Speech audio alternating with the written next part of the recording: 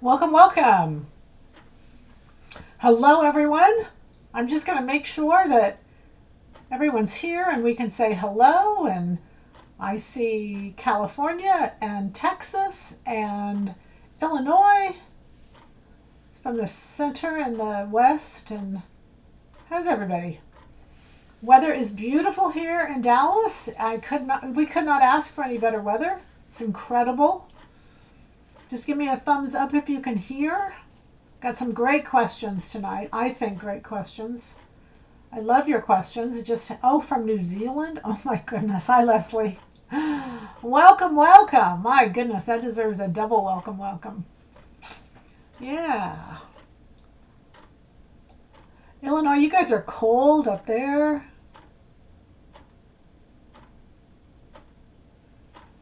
Hello, hello. Hi, everyone. You know, we come together for the love of sewing. Isn't it amazing? All the way from US to New Zealand, just for the love of sewing. That's pretty cool. That's pretty cool.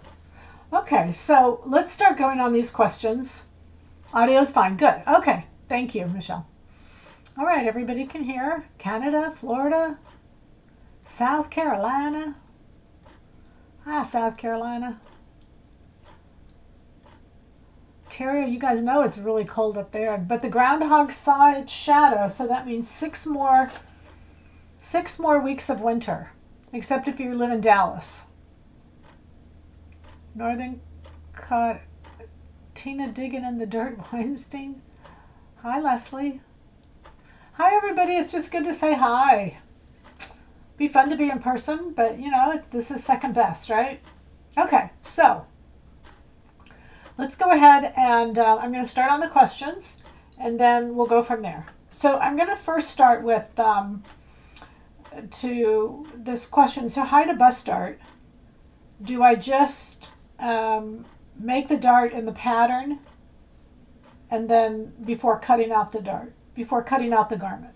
So she doesn't want a bust dart in the garment. The question is, do I simply fold the tissue with the dart closed and cut it out with the dart closed? Will that make it go away? And the answer is no. So when you have, this is pattern making, but when you have a bust dart, when you have any dart that ends with an internal pivot point, okay, so that could be a waist dart, bust dart, shoulder dart, any dart that ends internally, that should normally be stitched on the sewing machine. You have two options with that dart. Your options are to either stitch it or move it. You can't just fold the tissue, because the tissue won't go flat. The tissue has to be flat, and you can't do that. That's a bozo no-no. Can't do that.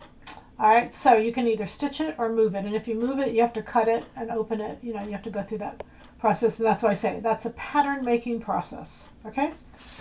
I mean, you can do it. You can flatten out the tissue. It won't work. Okay. And now what we're going to do is we're going to focus on sleeves. We're going to focus on sleeves. And I've got several patterns here. Dang, YouTube did it again. I set a timer to refresh the screen. Otherwise, I would still be looking at a blank screen. If anyone has a solution, let me know what to do. All right, I'm going to leave that to you guys. That's not a question for me. Okay, anyway, let's go on to the next question. The next question, we're going to talk about sleeves. And I'm going to show you like a series of sleeves. Okay, so here's the first one. This is our pattern number 928. And what she's pointing out is that there's a wrinkle in the top of the sleeve. That wrinkle's straight, so that's interesting, but I just want you to take note of it. Then we're going to go to this next picture, and there's wrinkles in the back, and I'm going to explain those here in a minute. And then we're going to take another look at this, and that's the top of the sleeve cap, if you can see that. And I'm going to explain that. They're all the same thing. Okay, so we got this one here, got this one here, this one here. And we'll go back and forth just depending on, I want to make sure that y'all understand this.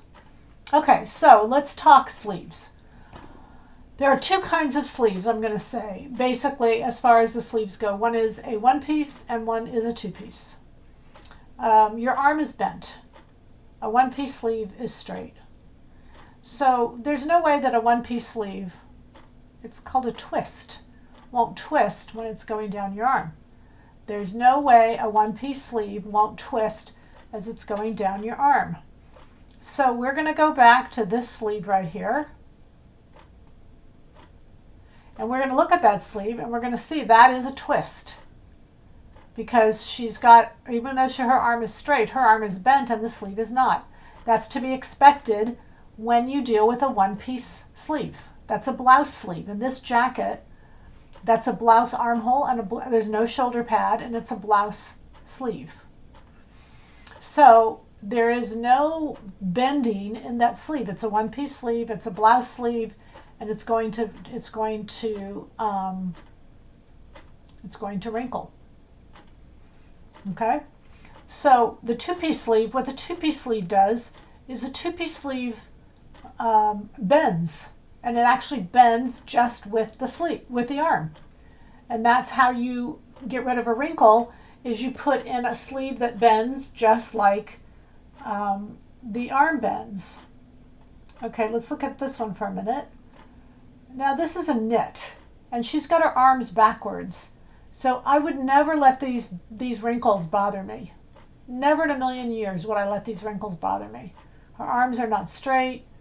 I just wouldn't let them bother me. Okay, I was kind of thinking when I was doing this, there's a quote. It's by Martin Luther King. And the quote says, basically, I don't know if I can quote it word for word. It says, "We must accept finite disappointment, but never lose infinite hope." Okay, now I want you to think about that for a minute. Because when this lady sent me this email, she said she was just so disappointed. Here, I'm going to go to this next one. She said she was so disappointed she just quit sewing. So the problem is that you're expecting something that is not possible. You're expecting a sleeve to be without wrinkles when it's a one-piece sleeve. So it's kind of like expecting a car to drive down the road when it has absolutely no gas. And when it has absolutely no gas, you're just so angry that it has no gas. Well, that's unrealistic. But it's so simple to fix. Just put gas in. Just get a two-piece sleeve. You just have, and I realize why these are here, which is why I love answering these questions for you all, is because your expectations sometimes are so unrealistic because you don't understand those basic movements. Okay, so what that means is you're always going to have a wrinkle when you have a one-piece sleeve. It's just going to happen. I don't care what kind of fabric you use. I don't care how good of a sewer you are. I don't care about any of that. When you use a one-piece sleeve, you're going to have a wrinkle. End of story. In order to get rid, if you don't like one-piece wrinkles, then go to two-piece sleeves. And there are plenty of blouse sleeves that I did that are two-piece sleeves. Pattern number 900 is a good example, the jean jacket. It's a perfect example of a two-piece sleeve. 709, no, not 709. 611 has a two-piece sleeve. If you look within the blouse numbers, you're going to see quite a few blouses that have two-piece sleeves. So there's blouses that have one-piece sleeve and blouses that have two-piece sleeves. If you are a person who hates wrinkles, then don't go with a one-piece sleeve. Okay? The thought is because a one-piece sleeve is made out of silk, lightweight, blouse, the twist doesn't matter. When you go into a heavier fabric, that twist starts to be a little bit more obvious. And you became a grandmother today? It was early. She was just in the store last Saturday, you guys. Oh my gosh, I just saw this. I'm sorry. Hi, congratulations, Anne. She had her baby. She wasn't due for a few more weeks. All right, did I lose a week or so? Am I forgetting? Was that last week when you were in the store? I can't remember. But congratulations, Anne. Very good. First time grandma. Okay, you guys got this straightened out. Paula, thanks for helping Marcy. It was 85 degrees here in Georgetown. Oh, yeah, congratulations, Anne. That's really awesome. And her daughter, Her daughter was in the store, you guys, and I shouldn't, she looked due. Let me just tell you, she definitely looked due. So, yeah, the baby wasn't due. I didn't think so. The baby wasn't due for a couple weeks. But it's okay. My mother was a preemie. My mother was born at a little over 5 months. She was a tiny, teeny little thing, but she was okay. So hopefully they're taking care of mom and baby. It's 23 days early. I guess she was ready to go. She's going to do life her way. Little girl, right? I think it's a little girl. Yeah, congratulations. Oh, that's exciting news, you guys. And hopefully mommy and baby are doing okay and everybody's good. Sorry to trail off our fitting, you guys, but that's kind of exciting. Okay, so there we have it. When we're talking blouse and sleeve, I wanted to show you those pictures. I want to kind of set the record straight and make sure we understand all about those sleeves. Okay? All right, so let's take a look at this next image because we're going to talk Bermuda shorts. And Bermuda shorts are very popular right now. And what Bermuda shorts are knee length or right above the knee shorts. Men, women, doesn't matter. Don't these guys look so cute? I thought it was so cute. The blue, the green, the pink. I thought it was adorable. So the question was, do you have a pattern that could be a sleek, classic fit? So what I want to tell you about with Bermuda shorts is Bermuda shorts are just simply, and I could have shown you 100 pictures of Bermuda shorts. They only apply to the length of the short. They do not apply to the style of the short. So if you're saying you want a sleek, classic fit, then I would take 3200 and make it a Bermuda short. Just cut it off, it goes to the knee. A Bermuda short it's above the knee. It doesn't go, if you go below the knee, it's called capri. So Bermuda is above the knee, but you can see that like the denim one that I've got up there, that's a real slim fit, but the next one is like a 3414. It's a looser fit, looser leg completely. They're just completely different looks, but they're both called Bermuda shorts because of the length. So it's the length that determines what these shorts are called. Hopefully that makes sense to everybody. So you could really use a lot of different patterns, 3200, 3414, and just simply get the fit you want and then make them the length you want so that you could do it. The next question was kind of the same thing. Do you recommend elastic waist shorts? Oh, I'm sorry, I'm reading this wrong. What pattern do you recommend for elastic waist shorts? Loose fitting legs. Yeah, you could go with 3414. But if you went with a 3414 is going to give you a great look. I did the cargo a little while ago. I have the cargos on. I did the cargo 3413, 3423. I did those in a short and they're just adorable. They're a cargo pant, but I just left off the pockets and everything and just did them in a short. And the leg looks really good. And it's loose. So it's like I said, it's a really nice look. We have a lot of pants that would look very nice in a Bermuda short style. Okay, let me check back and see if you guys are a baby. Hi from chilly New York. Yes, you guys, it is chilly New York. Like, didn't the storm hit there? Oh,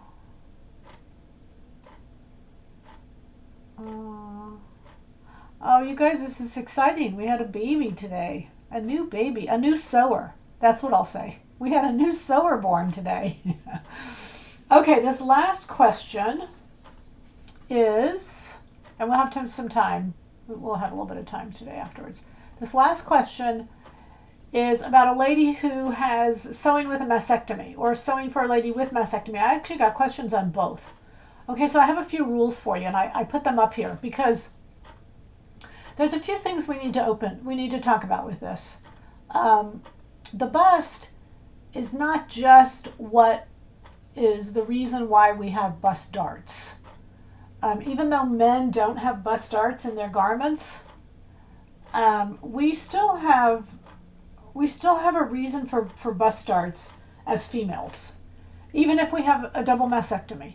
And the reason I'm going to tell you is because if you measure from the base of your neck, like right next to your neck, the side of your neck, if you measure from there down to your waist, and then you measure from the edge of your shoulder down to your waist, the center of the body is always going to be longer.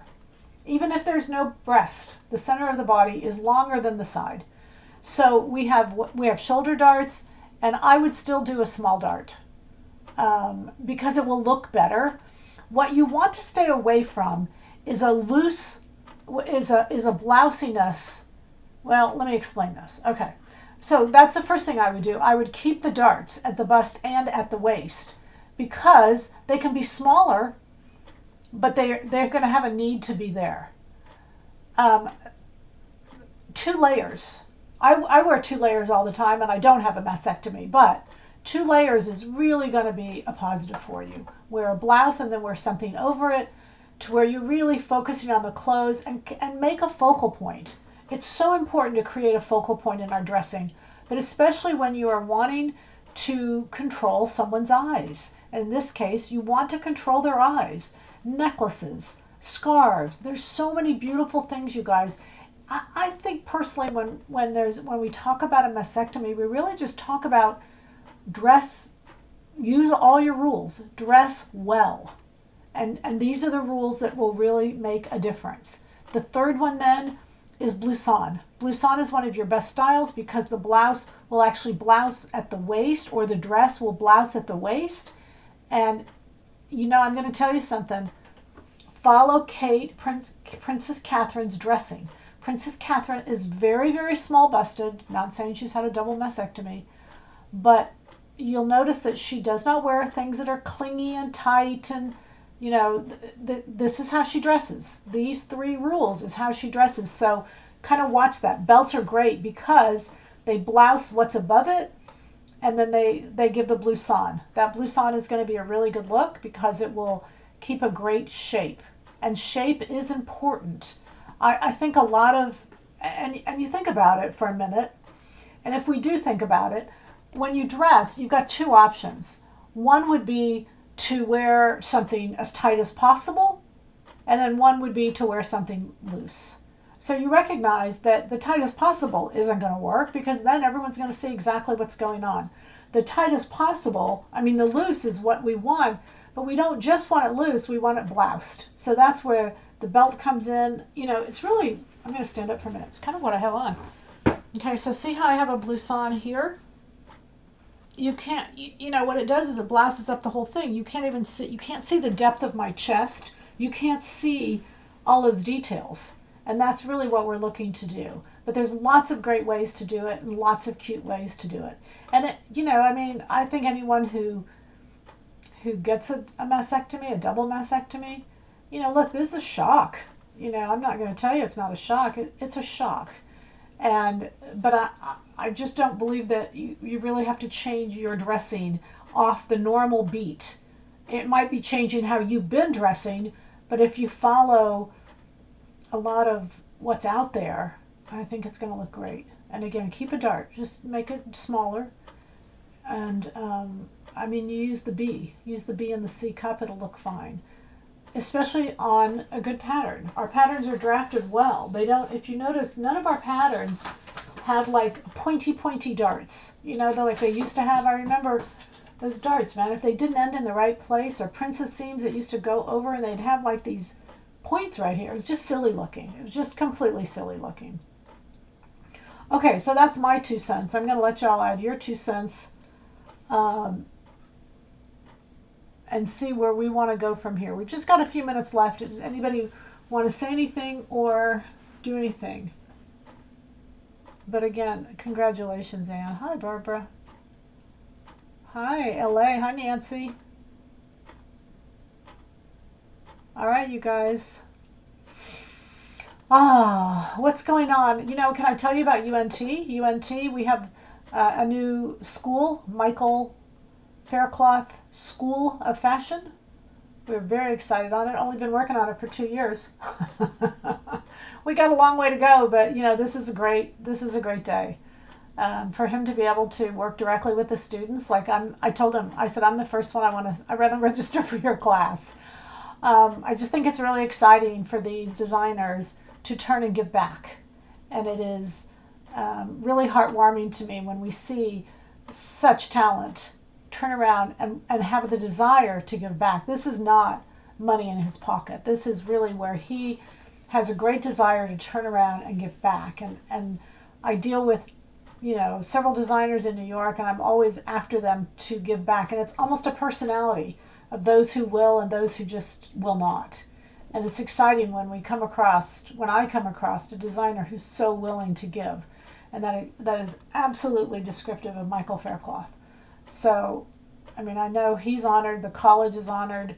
The college is so fortunate to have him, and we're working on just building a whole program around this thing. So, the future looks very bright for these kids, and I'm very, very excited to. I have 2 boxes of fabric for you to take to them, and that is great. If you bring it to the store next time you come up, just bring it to the store and I'll take it. You guys, anybody, we have that donation program, Donate to UNT. I am such a big believer on getting out the old. I'm not saying get rid of your beautiful stuff, but I am saying that this is a good time. It's cold outside still. We have beautiful new spring fabrics coming in. They are breathtakingly gorgeous. They're very good prices. Go through and just say, look, I've had this for this many years. Chances are I'm not going to use it. Let's donate it. Let the kids, let the kids make the most of it. Let them see what they can do with it.